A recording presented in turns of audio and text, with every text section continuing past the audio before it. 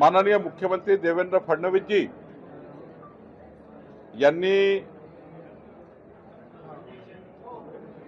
आणि माननीय देवेंद्रजीच्या नेतृत्वातल्या सरकारने आणि खास करून महसूल खात्याने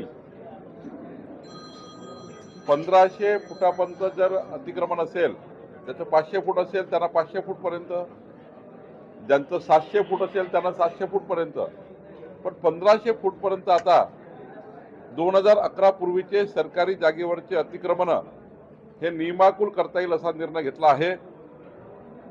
आम्ही राज्याच्या जनतेला निवडणुकीमध्ये वचन दिलं होतं की आमचं सरकार आल्यावर सरकारी जागेवर असलेल्या लोकांना त्यांच्या हक्काची घरं मिळाली पाहिजे, त्यांचा प्लॉट त्यांना घर बांधकामाकरता मिळाला पाहिजे, याकरता हा निर्णय घेतलेला आहे। राज्यामध्ये जवळपास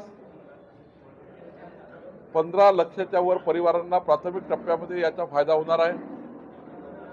ज्या ठिकाणी जेवढं अतिक्रमण असेल तेवढं कायदेशीर करून द्यायचं आहे।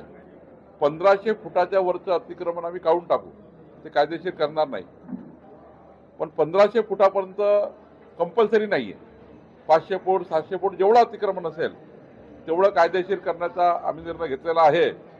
आणि यापूर्वी प्रधानमंत्री योजनेचं घर मंजूर झालं, त्यांनाच पट्टा मिळत होता, आता सरसकट सर्वांनाच पट्टे वाटप करण्याचा निर्णय महाराष्ट्र सरकारने घेतला आहे, महसूल खात्याने घेतलेला आहे।